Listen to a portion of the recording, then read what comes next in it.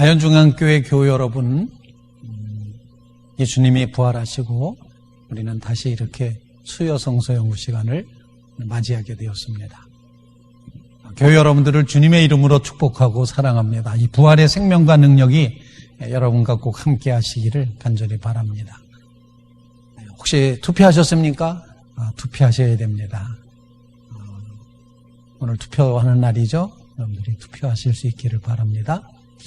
하나님께서 우리에게 하나님의 형상대로 지으시고 우리에게 자유를 주셨고 자유의지를 주셨고 인격적인 삶을 살도록 인도해 주셨는데 가장 선하고 아름다운 그런 우리의 이제 본래의 모습을 표현하고 또 하나님께서 원하시는 아름다운 공동체로 이 나라 이 민족이 갈 수 있도록 하기 위해서는 반드시 투표하셔야 된다 생각을 합니다.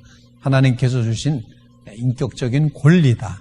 이런 고백의 마음을 가지시고 꼭 투표장에 나가시기를 이제 바랍니다. 오늘 하나님의 말씀을 통해서 우리가 같이 나누게 될 터인데 오늘은 주로 저도 사실은 이렇게 흥미가 별로 없는 그런 부분입니다. 이스라엘 즉 북왕국 이스라엘 중의 왕의 역사들은 성경이 이렇게 크게 취급하지를 않습니다. 그냥 막 지나갑니다.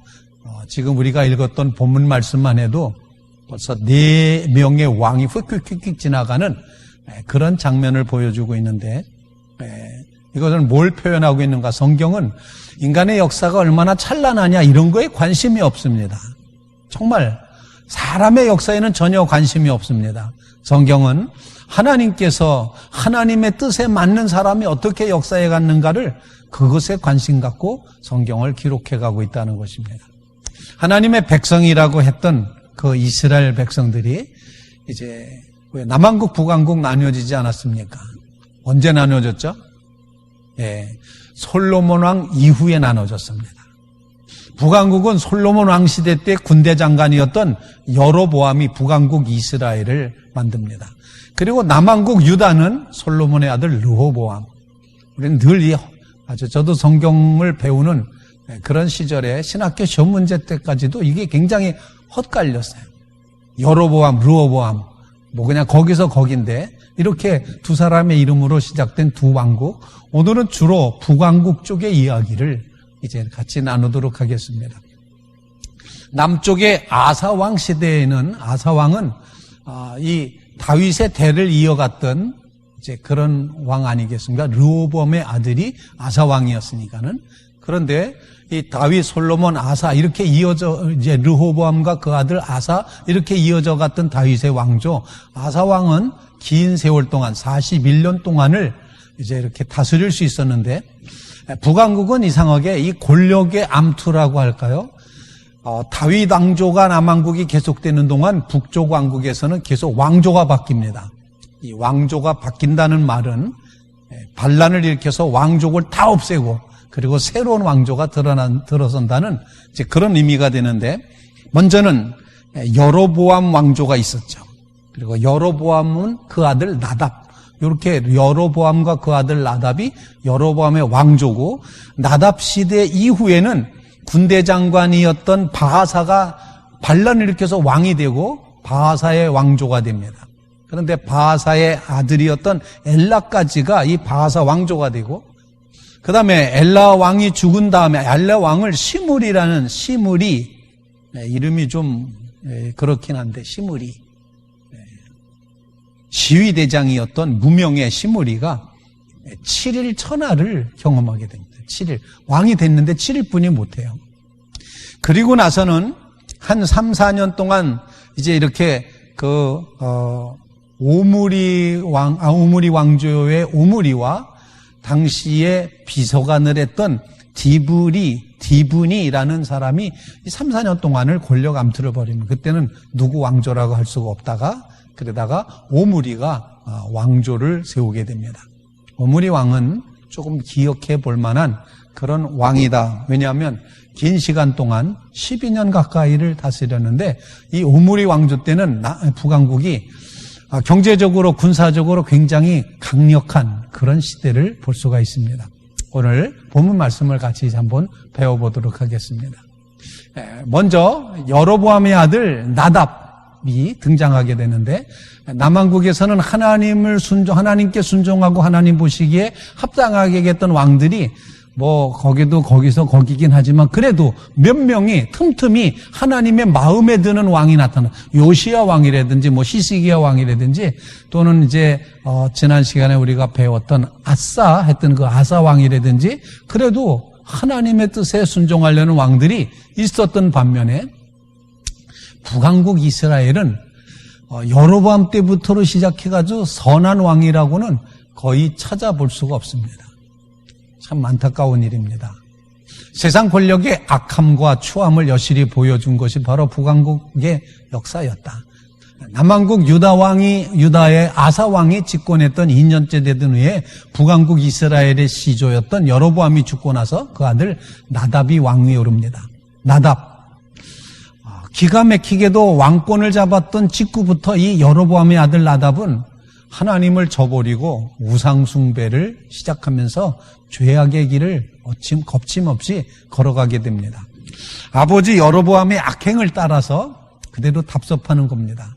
그래서 오늘 본문의 26절 말씀쯤에 가보면 그렇게 돼 있죠. 저가 여호와 보시기에 악을 행하여 그 아비의 길로 행하여 그가 이스라엘로 범하게 한 그 죄 중에 행한지라. 아버지가 저질렀던 죄 중에 똑같이 행했다. 이렇게 말하고 있습니다. 그래서 제가 오늘 칠판에다가 오늘의 주제가 되는 말씀을 좀 적어놨는데, 첫 단추의 신앙이 중요하다. 그 다음에 하나님 보시기에 어떠하냐가 판단의 기준이다. 우리는 사명자의 신앙을 가지고 살아가야 된다. 이렇게 세 가지의 오늘 초점을 가지고 말씀을 같이 대하도록 이제 그렇게 하겠습니다. 조금 섬뜩한 일인데 아버지가 행했던 그 길로 그대로 행했다. 이 말은 첫 단추, 아버지가 단추를 잘못 꼈어요. 흔히 하는 말 있지 않습니까?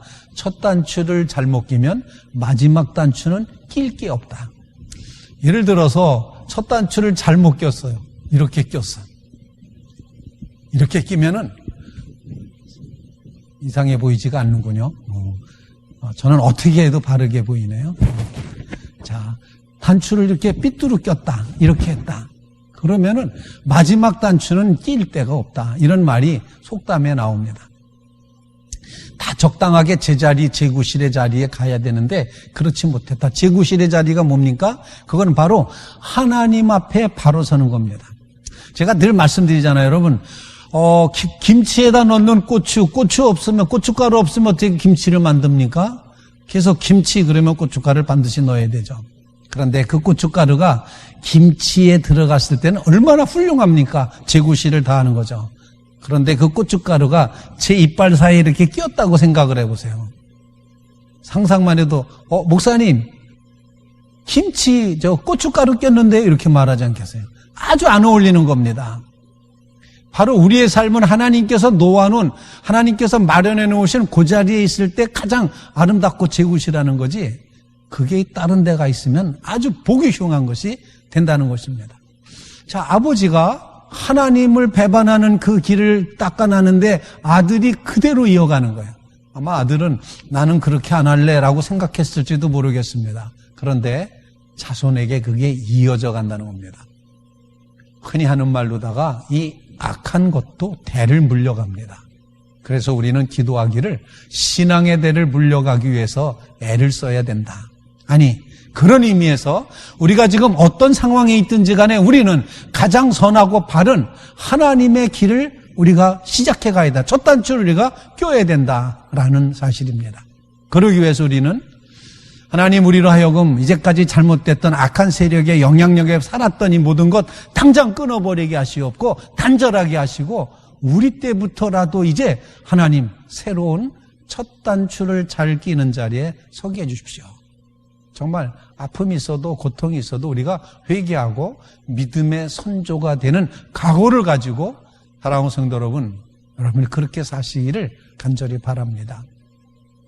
내 힘으로 가능하겠습니까? 그래서 우리는 성령의 도우심을 구하는 겁니다. 성령 하나님, 우리에게 부활의 주님, 그 생명으로 우리 가운데 역사해 주셔서 첫 단추의 신앙을 잘 낄 수 있도록 도와주십시오.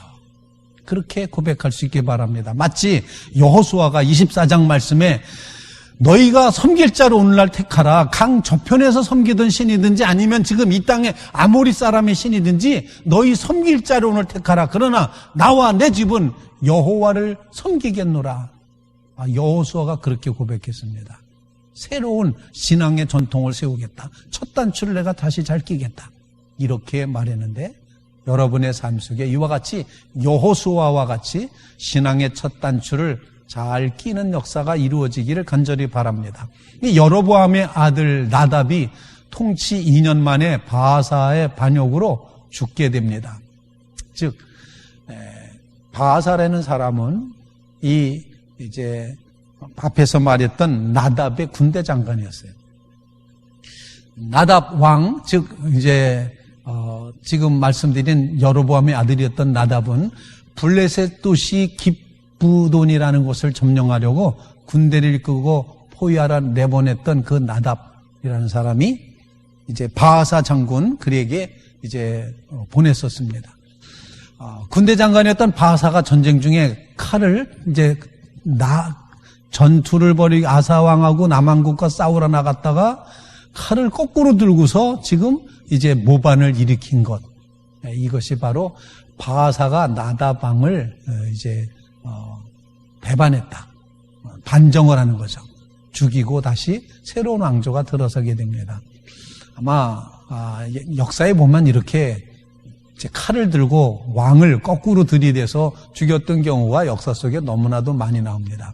그런데 이 바하사 군대 장관이 나답 왕만 죽인 것이 아니라 아주 집안 전체를 몰살시켰습니다. 다시 말씀드리면 여로보암 가문 전체를 없앴습니다. 15장 29절의 말씀에 보면 여로보암은 온 집을 쳐서 생명이 있는 자를 하나도 남기지 아니하고 멸했다. 이렇게 표현하고 있습니다. 정말 어떻게 이렇게까지 이제 잔인할 수 있을까? 어제까지만 해도 임금님 왕이시여 이렇게 섬기던 그 집안 모든 사람을 이토록 무참하게 도륙해 버릴 수 있다는 것, 정말 굉장한 대단한 그런 이제 잔인함이다. 인간성의 모습입니다. 뒤를 돌아보지 않고 죄를 짓는 그런 모습이었다 이렇게 생각을 합니다. 성경은 이 일에 대해서 이미 선지자 아히야를 통해서 이미 하나님의 예언을 여로보암에게 예언하셨던 게 지금에 와서 이루어지는 겁니다. 하나님께서 자기 백성의 우상 숭배를 결코 용납하지 않으시고 이제 그를 우상 숭배를 조장했던 왕의 불신앙을 완전히 정말 무섭게 심판하신다고 미리 경고했었는데 여로보암의 죄악, 하나님을 무시하는 죄악, 우상 숭배했던 죄악, 그것이 바로 아들 때에 와서 아들이었던 나답 왕 그때 와서 완전히 씨를 말리게 하는 끔찍한 재앙을 불러왔다는 것. 바로 죄의 결과는처럼 멸망이라는 사실을 보여주고 있습니다. 하나님은 결코 그냥 넘어가지 않습니다. 다윗이 죄를 졌을 때도 하나님 다윗을 용서하셨지만 그 죄의 값은 다음 때에 묻습니다. 그렇지 않습니까? 정말 솔로몬의 죄악도 마찬가지로 그 다음 때에 묻습니다. 여전히 죄의 문제는 그냥 넘어갈 수 없는 것이라는 걸 우리에게 가르쳐 줍니다. 아담과 하와의 죄도 하나님께서는 그냥 넘어가실 수가 없었습니다. 누구도 예외일 수 없다. 그래서 우리에게 필요한 것은 그렇기 때문에 죄인인 우리에게 필요한 것은 예수 그리스도를 붙잡는 길밖에, 주님의 십자가를 붙드는 길밖에 없다는 것. 그래서 부활의 능력이 죄에서부터 우리를 자유케 하신다고 지난 주일날 제가 설교 말씀에서 말씀을 드렸습니다. 주님의 생명의 부활은 우리의 죄의 문제를 해결해 주셨다. 죄의 삭은 사망이요 하나님의 은사는 그리스도 예수 안에서 우리 주 안에 있는 영생이니라. 사망과 영생 어느 길을 선택할 것이냐 질문하시고 있다는 겁니다. 여로보암의 집을 완전히 그 왕조를 멸망시키고 두 번째 왕조를 세웠던 바하사 역시 이제 여로보암의 길을 그냥 걸어갑니다. 여로보암의 길, 여로보암의 행적, 그것은 이 죄가 얼마나 끈질기게 이어져 가는가를 보여주는데 정말 이거 무섭습니다. 우리 저 하나님 앞에 끝까지 겸손해야 됩니다. 이 죄는 끈질겨요. 악한 세력은 끈질깁니다. 아주 끈질기게 붙잡고 놓지 않는 끈질긴 찐득이 같은, 거머리 같은 그런 모습이 죄의 속성이라는 겁니다. 여로보암의 길이라는 것은 우상숭배의 길이었습니다. 하나님을 외면하는 길이었습니다. 인간적인 자기의를 주장하는 길이었습니다. 여로보암 가문을 진멸하고 왕위에 오랐던 바하사 역시 북왕국 이스라엘의 두 번째 왕조를 세웠는데 왕조가 바뀌었다 그래도 문패만 바꿔달았지 하는 짓은 똑같이 불신앙이었습니다. 우상숭배였습니다. 죄를 짓는 것이었습니다. 그래서 열왕기상 15장 32절 말씀에 보면 바하사 왕 때에도 남쪽 유대 왕 아사 왕과 함께 전쟁 상태로 살고 있었는데 바하사가 모반을 일으켰던 때에 아사가 유다를 통치한 지 3년째 되는 해로, 즉 아사 왕이 41년 통치 기간 중에 앞부분 3년째 되던 해에 그때 싸우게 되는데 아사는 하나님의 말씀에 따라서 막 우상 몰아대고 우상을 세웠던 할머니조차 폐위시키고 막 이렇게 하지 않았습니까? 하나님 나라를 세우기 위해서 정결케 하는 신앙으로 총력했던 바로 그때 북왕국의 이스라엘 왕이었던 바하사는 여전히 여로보암의 죄를 그대로 따라갑니다.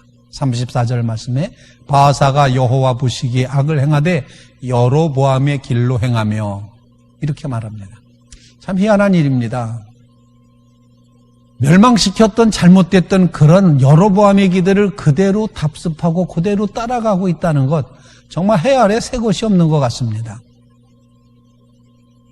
뭐 적폐라 그리고 권력 잡아봤자 또다시 적폐가 됩니다. 우상숭배의 죄를 행한 여로보암의 가문을 멸했던 바하사가 똑같은 죄악을 행하자 하나님은 그 집에 대해서도 똑같이 심판을 내리십니다. 열왕기상 16장 1절로 4절 말씀에 보면 하나님의 선지자 예후가 바하사에게 와서 준엄한 심판을, 하나님의 심판을 전하는데 이렇게 말합니다.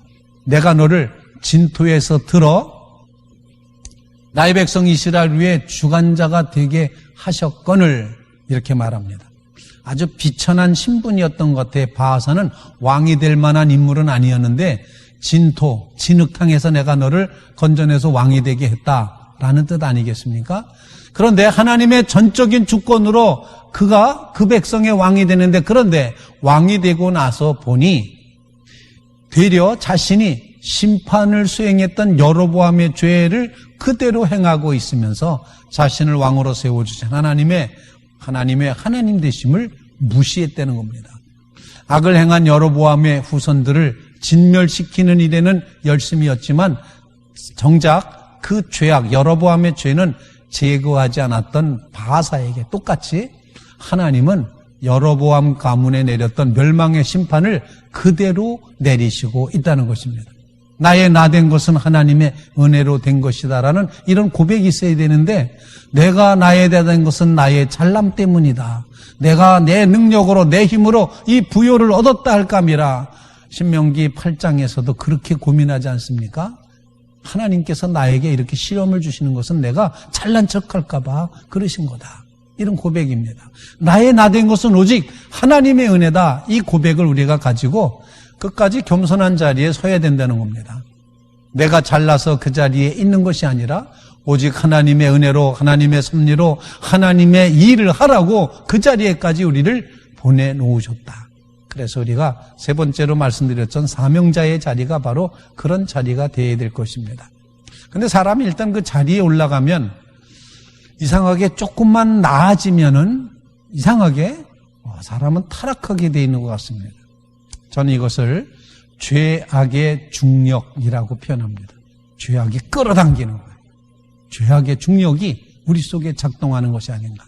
우리의 경향성 가만히 놔두면 날마다 나를 쳐서 복종시켜서 하나님께로 돌이키고 그렇게 하지 않으면 우리는 가만히 있으면 점점 하나님에게서 멀리 떠나갑니다.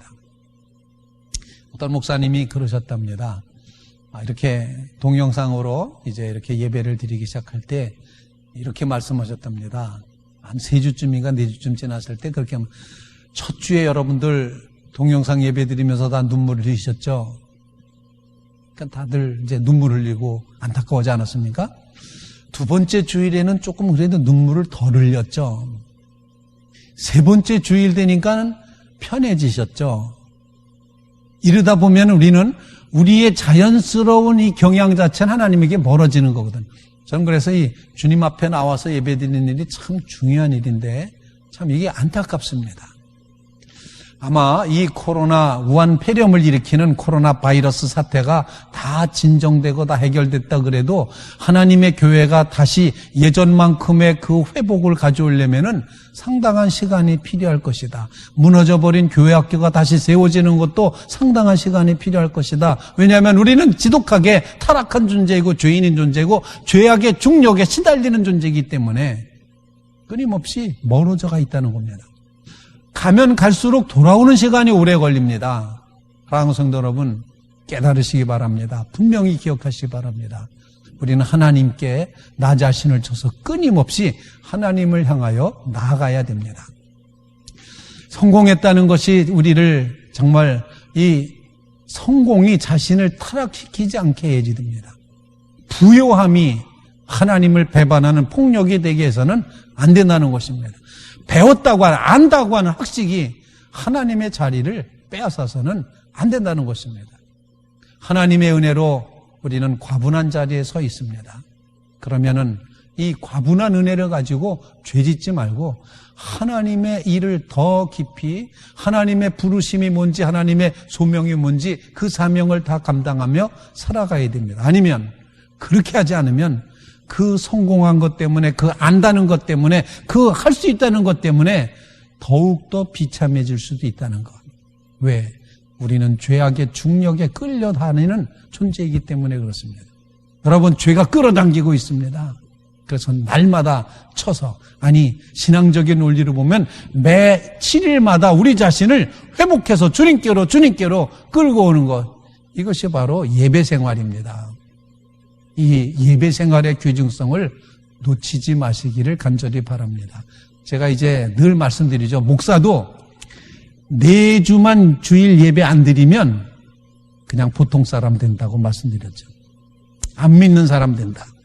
4주일만 예배 안 드리면 그냥 안 믿는 사람 되는 거예요. 목사도.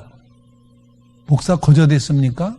제가 저희 아들 녀석한테 늘 말합니다. 야 인마, 목사가 나이롱뽕하다 된 줄 아냐? 제가 그렇게 말합니다. 하나님의 엄청난 은혜가 있어야 되는 건데 그 은혜의 자리가 우리에게 주신 이 놀라운 축복이 하나님을 배반하고 하나님께 더 멀어지는 그런 계기가 돼서는 안 된다. 그러므로 우리는 겸손하게 죄악의 중력을 이겨갈 수 있는 성도 여러분들이 꼭 되시기를 바랍니다. 정말 간절히 바랍니다. 죄악의 중력이 있다. 그 중력을 끊어야 된다. 끊기 위해서는 우리는 날마다 나를 쳐서 주님께로 돌이키고 또 돌이켜야 된다. 이런 고백으로 살아가실 수 있길 바랍니다. 자, 이제 바하사의 뒤를 잇는 아들 엘라가 왕이 되었습니다. 바하사 통치 24년 만에 이제 죽고 그의 아들 엘라가 왕위에 오른 것입니다. 열왕기상 16장 7절 8절에 여호와의 말씀이 하나니의 아들 선지자 예후에게도 임하여 바하사와 그의 집을 꾸짖으심이 그가 여로보암의 집과 같이 여호와 보시기에 모든 다 한결같이 여호와 보시기에 모든 악을 행하며 그의 손의 행위로 여호와를 노엽게 했다. 그가 무슨 짓을 해, 무슨 손으로 뭔 짓을 했는지 모르겠는데 손으로 하나님을 노엽게 하는 일을 했습니다. 그래서 하나님께서 그의 집을 쳤습니다. 유다왕 아사왕 제26년에 바하사의 아들 엘라가 디르사에서 이스라엘의 왕이 되고 2년 동안 그 왕위에 있으니라. 다음 왕, 이제 엘라라는 사람은 2년뿐이 왕 노릇을 못하도록 그렇게 되어 있습니다. 바하사와 엘라, 이것이 바로 바하사 왕조, 두 번째 왕조의 모습이었습니다. 하나님이 바하사에게 그토록 진노하신 것은 여로보암 가문이 왜 망했는지 누구보다 잘 아는 그 또한 역시 역사에서 배우지 못하고 불순종의 길을 갔기 때문에, 불신앙의 길을 갔기 때문에 지식이 사람을 변화시키는 게 아니라 아는 게 사람을 바꾸지 못한다는 걸 우리에게 보여주는 것 같습니다. 여러분, 알면 바뀝니까? 참 이게 무섭습니다. 그래도 배운 사람 좀 나야 되는 거 아닙니까? 배웠다는 것이 우리의 삶을, 우리의 인격을, 우리의 인생을 좀 더 나은 쪽으로 끌고 가지 않습니까? 그런데 그 지식이 사람을 변화시키지 못합니다. 아니, 새 생명의 존재가 되지 못하게 한다는 것입니다. 노련함이 사람을 바꾸지 못합니다. 재물과 부여가 우리를 회개하도록 하지 않는다는 것입니다. 인간은 역사에서 배우지 못하는 것 같습니다. 나는 절대로 안 그래야지 그러면서 그 길을 갑니다. 여러분, 얼마나 끔찍한 얘기입니까? 우리 인생은 그렇게 죄악의 중력에 붙들려가고 있다는 사실을 꼭 기억하면서 주의 성령께서 우리를 다스리시고 지배하시고 함께해 주셔야 될 줄로 분명히 믿습니다. 이게 바로 십자가의 고난을 끊고 부활하신 부활의 생명이 우리에게 주시는 하나님의 능력입니다. 예수 그리스도 안에 사람이 죽고 새 사람이 되시기를 간절히 바랍니다. 영적으로 새로운 인생이 되고 정말 역사를 다시 반복하지, 죄악의 역사, 고통의 역사, 배반의 역사를 더 이상 반복하지 않도록 끊게 하시옵소서. 이런 고백으로 여러분, 주여 우리에게 새로운 영을 부어주십시오. 죄악된 과거를 반복하지 않은 영적인 능력을 허락해 주십시오. 라고 그렇게 고백하며 나갈 수 있기를 간절히 바랍니다. 그래서 우리는 엘라를 죽이고 시므리가 세 번째 왕조를 세우게 되는데 시므리 왕조. 그런데 시므리 왕조는 별로 길지 못합니다. 7일 천하로 끝나고 맙니다. 바하사의 아들 엘라가 왕위에 오른 지 2년 만에 쿠데타로 살해됩니다. 여로보암을 나다처럼 2년 만에 측근, 즉 시위대장, 이 시므리는 아예 비서실장, 아니 경호실장이었어요. 그에게 살해당한 것입니다. 아마 경호실장에게 살해당한 분 그러면 아마 금방 어떤 대통령이 떠오르시려 생각하는데, 여하튼 이 주변 상황들은 마치 앞서서 일어났던 역사가 그대로 반복되는 것 같은 그런 느낌을 받습니다. 당시 이스라엘 군대는 역시 블레셋의 기브돈에 출정시킨 상태로 전쟁 중에 블레셋과 싸우고 있는 것인데, 왕은 국내 대신의 집에서 연회를 벌이고 있었고 전시 상황이기 때문에 의심받지 않던 반역자 경호실장이 군대를 끌고 이제 반역자 시므리는 자기 소속 지파나 아비의 이름이 기록되지 않기 때문에 앞서서 엘라를 반역했던 시므리는 별로 이름이 없는 사람이었던 것 같아요. 그런데 무명의 구인인이 아니었을까. 그래서 그가 시위대장이었던 그가, 장교였던 그가 이제 자기와 라이벌 될 수 있는 오므리는 블레셋 사람에 가서 지금 전쟁 중에 있어요. 근데 그 틈을 타서 시므리는 반역을 감행했던 것입니다. 그래서 엘라 왕은 국내 대신 집에서 술에 취해 있다가 그만 자신의 목숨을 지켜줘야 되는 시위대장 시므리에 의해서 살해를 당합니다. 적군이 가까이 있다 이런 표현도 할 수 있는데, 아무리 친한 사이라도 사람 못 믿을 존재다 뭐 이런 교훈을 주기도 하는데, 왜냐하면 예수님도 가까이 있었던 사람에게 배반받지 않습니까? 유월절 예수께서 예루살렘에 계시니 많은 사람이 그 행하시는 표적을 보고 예수님의 이름을 믿었으나 예수님은 그 몸을 저희에게 의탁하지 않으시고 이는 친히 모든 사람을 아셨기 때문이다. 요한복음의 말씀 가운데 그렇게 표현하고 있습니다. 자, 오늘 말씀에 의지해서 정말 우리는 이 반역의 역사, 배반의 역사, 불신앙의 역사, 심판의 역사를 계속 보고 있다는 것입니다. 예수님은 사람을 믿음의 대상으로 보지 않으시고 사랑과 용서의 대상으로 보십니다. 사람 믿을 게 못 됩니다. 불쌍히 여길 존재지, 용서해야 될 상대지 믿을 만한 존재가 아니다.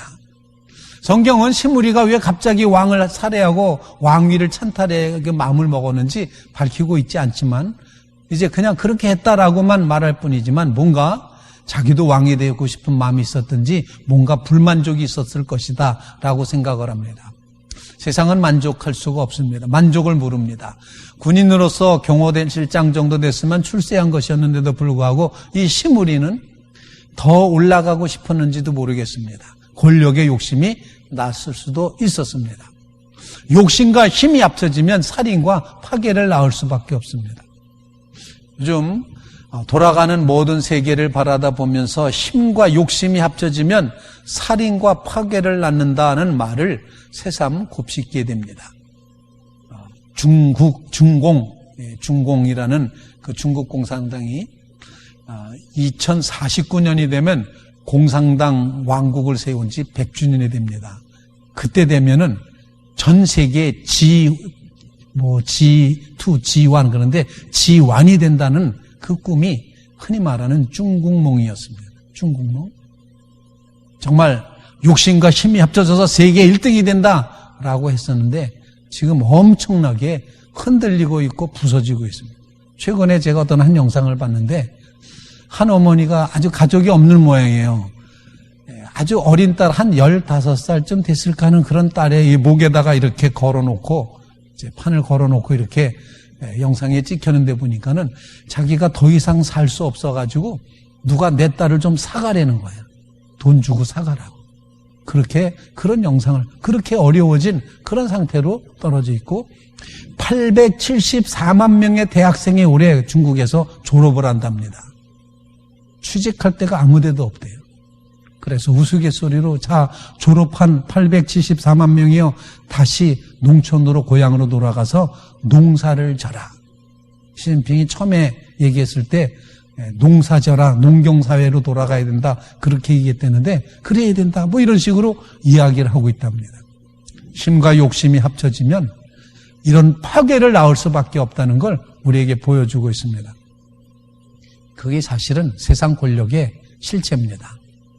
왜 하나님께서 이 세상이나 이 세상에 있는 것들을 사랑치 말라고 하셨을까? 너희 중에 싸움이 어디로 다툼이 어디서 쫓아나며 너희 지체 중에서 싸우는 정욕으로 쫓아난 것이 아니냐 말씀하시면서 싸움, 욕심 이런 것들이 다 너희가 욕심을 내어도 얻지 못하고 살인하며 시기하며 능히 취하여도 취하지 못하나니 너희가 다투고 싸우는도다.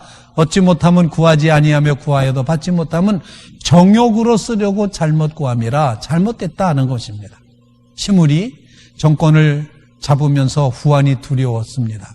시므리는 왕족 중 남자는 남김없이 다 이제 그 바하사 왕국 바하사와 엘라라고 하는 두 왕의 가족들 모두를 싹 다 전멸시켰습니다. 아마 적폐천상이라는 이름으로 그리했을 거다 생각합니다. 칼을 휘두르는 사람일수록 칼을 두려워하는 법입니다. 일이 이렇게 됐는 데에는 바하사와 엘라의 죗값인데 결국 예후라는 선지자가 예언했던 예언이 성취되었습니다. 사람은 심은 대로 거둔다더니 그 말이 맞아떨어졌습니다. 바하사는 여로보암의 감을 모조리 사륙하고 왕위를 찬탈했습니다. 그러나 그의 아들 엘라는 즉위한 지 2년 만에 시위대장이었던 시므리에게 죽고 말았습니다. 똑같은 방법으로 자기 선조, 자기 왕조가 했던 앞선 왕조 했던 대로 그대로 똑같이 당했습니다.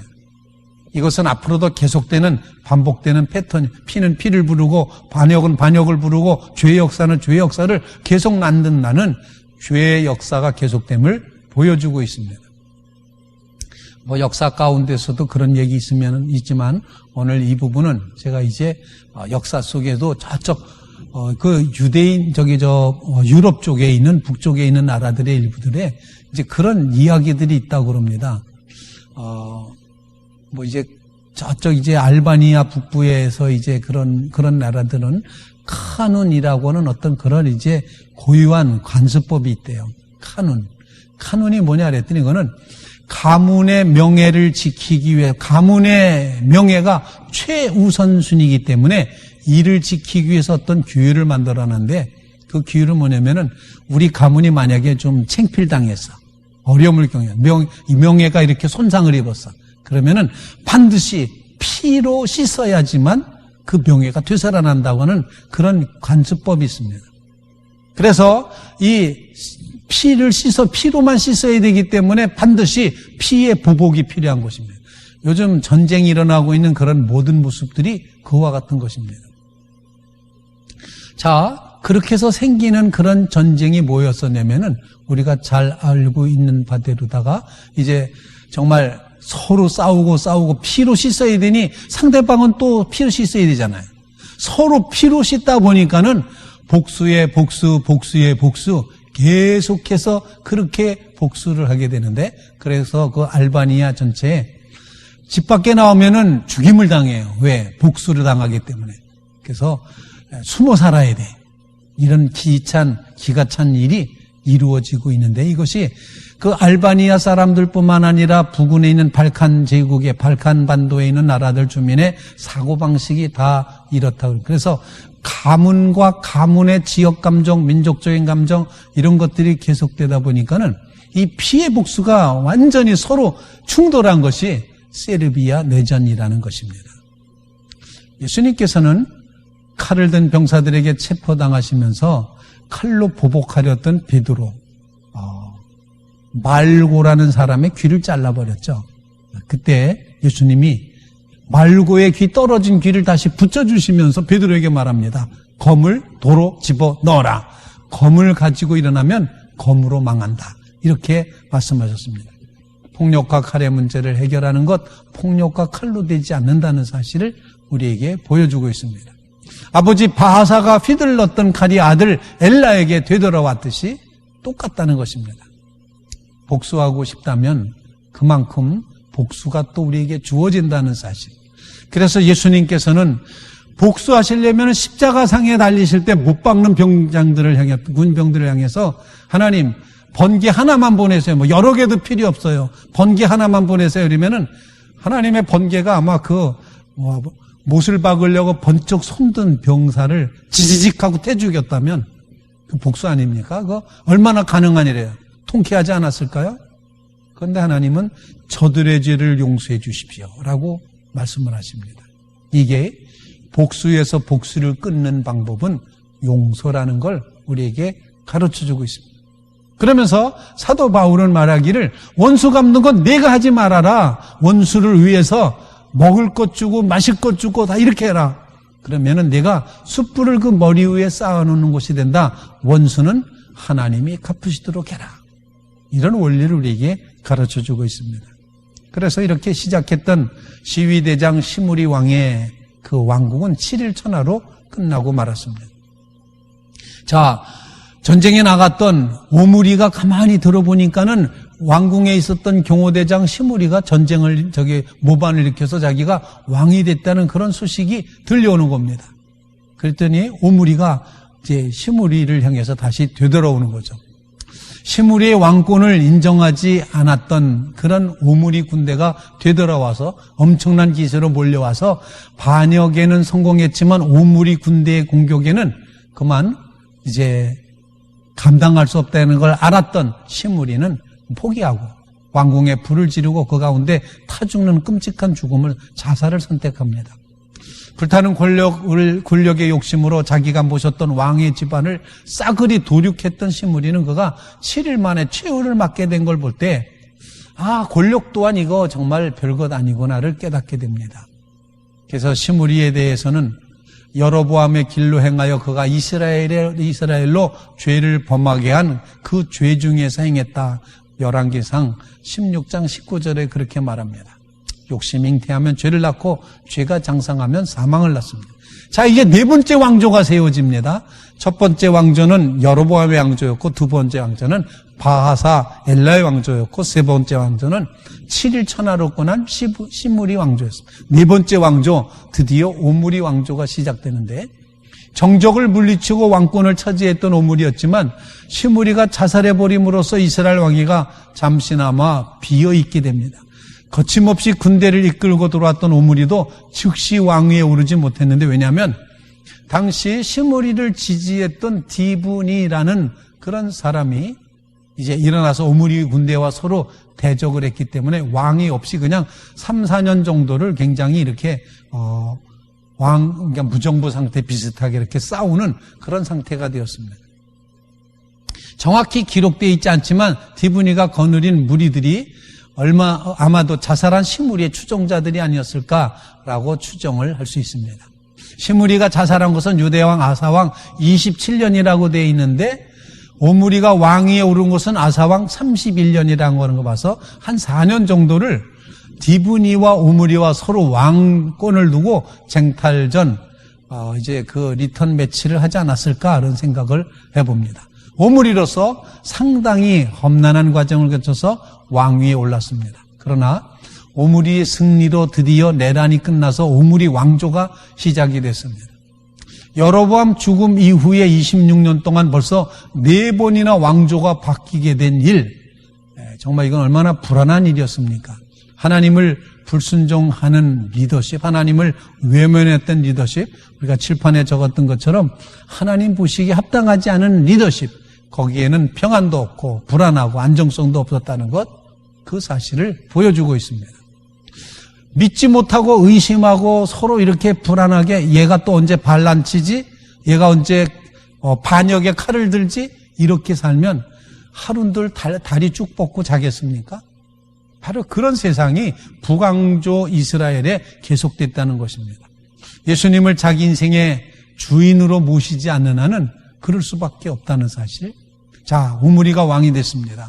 이 사람은 좀 힘 있는 사람이었던 것 같아요. 세멜이라는 사람에게서 사마리아 산을 샀습니다. 거기에 성을 쌓습니다. 요새화시킵니다. 이스라엘 수도를 사마리아로 옮깁니다. 그리고 사마리아 언덕에 90m 높이의 산이었던 거기에다가 침략자들이 어느 쪽으로든지 산을 공격해 들어와야지 됐기 때문에 난공불락의 요새를 만듭니다. 그리고 남북 간의 통로를 알맞은 곳이므로 전략적으로 중요한 위치는 사마리아에다가 수도를 정하고 신흥 강대국 아수르의 이제 출현을 예견하고 그들의 침입에 대비해서 수도를 그렇게 옮겼던 것입니다. 아마 선견지명이 있었던 것 같아요. 어떻게 보면 세상적인 감정에서 보면은 오므리는 정치 군사면에서 능력을 가진 왕이었습니다. 힘 있는 왕이었어요. 제가 이제 신학교 다닐 때 구약을 가르쳤던 선생님이 구덕관 교수님이셨는데 그분이 이 오므리 왕조에 대해서 굉장히 대단히 좋게 평가하시면서 오므리 왕조, 오므리. 저는 이 말을 들을 때마다 오므라이스가 생각납니다. 이러면서 가르치셨던 그런 생각이 납니다. 오므라이스 생각나세요? 오늘 점심 오므라이스 잡수시기 바랍니다.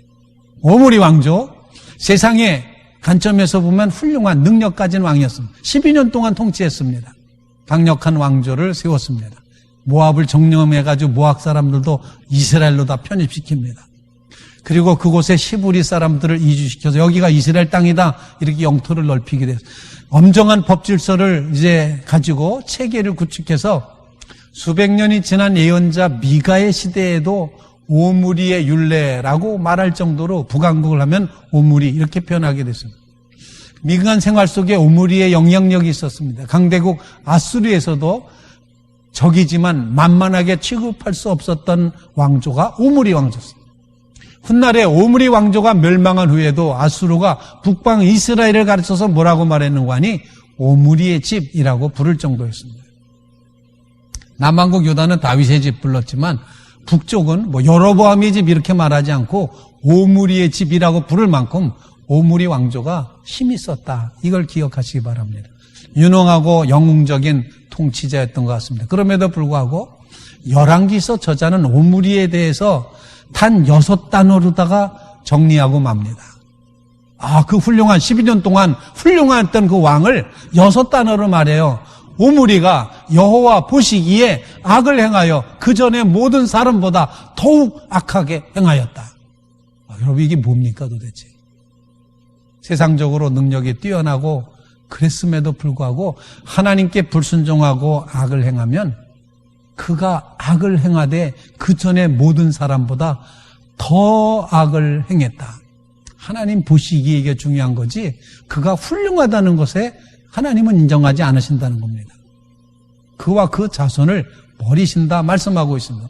세상의 역사는 알렉산더 대왕 훌륭하다, 징기스칸 말 타고 어떻게 유럽을 점령하냐 이렇게 높이 평가하지만 하나님의 눈에 보시기에는 아무것도 아니라는 이사야 40장 17절 말씀에 그 앞에 하나님 앞에 모든 열방이 아무것도 아니라 그는 그들을 없는 것 같이 빈 것 같이 여기신다. 성공한 왕과 실패한 왕의 구분은 하나님께 대한 순종했냐 순종하지 않느냐. 순종했으면 성공한 왕이고 불순종했지만 실패한 왕이다. 이런 평가입니다. 그래서 여호와 보시기에가 가장 중요한 잣대가 된다는 것입니다. 천하를 얻더라도 제 생명을 잃으면 아무 소용없습니다. 진정으로 성공한 인생이 얼마나 많이 가졌느냐, 얼마나 큰 일이 이루느냐, 얼마나 높이 올라가느냐, 얼마나 오래 살았느냐, 그것에 관심 없다는 것입니다. 다만 하나님과의 관계에서 얼마나 하나님의 보시기에 합당했는가, 얼마나 하나님과 올바른 관계를 맺으며 살았는가, 거기에 있다는 것입니다. 북이스라엘 역사는 우리에게 몹시 답답하고 깝깝하고 정말 슬픈 그런 마음을 갖게 하는 그런 역사였습니다. 왜? 하나님 보시기에 여로보암의 죄를 따라서 악하게 하나님을 외면하며 살았기 때문이었습니다. 여러분, 우리에게 주시는 하나님의 음성을 들으실 수 있길 바랍니다.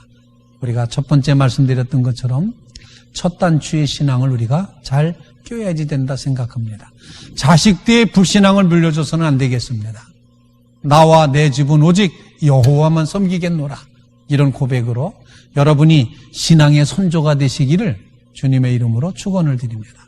두 번째로, 아무리 훌륭한 왕이었다 할지라도 하나님 보시기에 어떠하냐가 기준이라면 우리는 더 깊이 하나님을 향해서 하나님께 끊임없이 죄악의 중력에 따라서 끌려가는, 죄 쪽으로 끌려가는 우리의 인생을 자기를 쳐서 복종해서 스스로 피를 흘리면서 주님을 향하여 돌아서는 이런 믿음의 길을 걸어야 된다 생각을 합니다. 하나님 보시기에 합당한 자리에 서시기를 주님의 이름으로 축원을 드립니다. 이제 하나님께서는 우리에게 이 귀한 사명을 보여주셨는데, 그건 바로 이스라엘의 백성의 지도자를 어떻게 세우시는가를 보여주는 것처럼 하나님은 그 시대에 꼭 필요한 사람을 세워가시는데, 우리가 사명자라는 사실 꼭 기억하면서 이 우한폐렴을 일으키는 신종 코로나 바이러스가 창궐하는 이 시대에 하나님은 우리에게 어떤 믿음을 원하시는가? 우리에게 어떤 사명자로 우리를 세우시는가?